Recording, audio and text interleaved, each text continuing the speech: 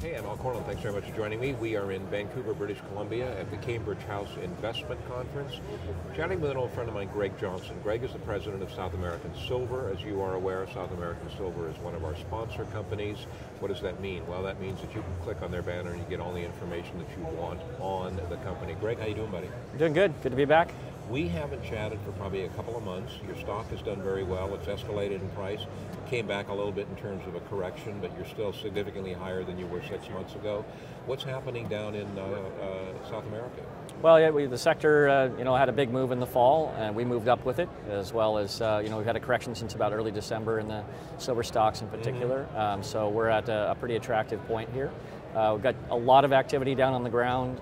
We've just wrapped up a major drill program on our Silver-Indium project in Bolivia.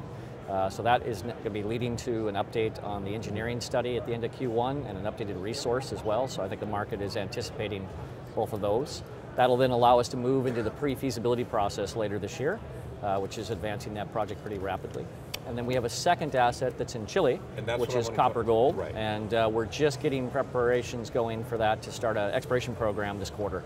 And so I think, again, that's an exciting one because it's going to rapidly move to a resource definition stage and has the opportunity to add all new metal to the company's reserve base and resource base. Greg, you have a different asset though, one that you haven't talked about right now. I know silver is your main, I mean it's in the name and that's in your mind, I'm sure, the main asset certainly in that particular area, but you've got another asset that's very important in terms of a rare element. Let's talk about that a little bit. Yeah, actually on both projects, they are a mixed metal. So the silver project contains indium, which is a high technology metal. It's what goes into your flat panel screens, goes into touch screen technology like the iPod and iTouch. It also has a lot of growth potential in the LED lighting market and in the thin film solar panel industry. So it's recently highlighted by the Department of Energy as one of the critical metals along with some of the rare earths for the green energy economy. And there are very few primary producers of indium. We were talking off the air last week, and you were telling me about you have already been approached from various organizations saying, we'll take all that you can supply to us. Yeah, basically, indium right now is primarily produced as a byproduct of zinc production. So there's very little marginal primary indium production to be able to brought to market. And the flat panel manufacturers, people who are making solar panels, are looking to secure supplies of this metal. And they're saying, we'll take all you can give us. Basically, our indications are it's a very tight market, and that a new, large, stable, long-term supply like this would be very attractive. And there may be parties that are interested to effectively participate in some kind of financing on the back of the indium that could basically allow us to move the project forward and have the silver completely unhedged, which would be a very attractive proposition for the shareholders. Oh yeah. Okay, plans for the remainder of 2011, basically.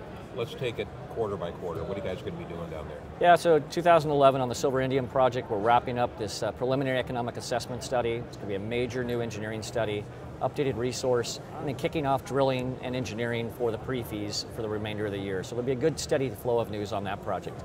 Down in Chile, kicking off a major exploration program. It's probably going to include geophysics, probably some deep IP testing for this type of porphyry target, some drilling, surface sampling, and then look to probably have a resource out later in 2011 on that. So good steady flow of news over the next 6 to 12 months on 2 projects. Metals of both silver, indium, copper, and gold. So a nice diversification. You're going to be a busy guy. It's going to be a very busy year for the company, but an exciting year. And we still remain very bullish for the precious metals, even though this correction that started in December has kicked in. We think this has just presented a great buying opportunity for investors. Oh, I don't think there's any question whatsoever about that. A couple of comments. Number one, in the interest of full disclosure, I'm not a registered investment advisor and neither is Greg, so don't take this as being investment advice. It's not. I'm simply telling you, and Greg is telling you about a company that we are both, obviously Greg is very close to it, I'm also very close to it. We like the situation.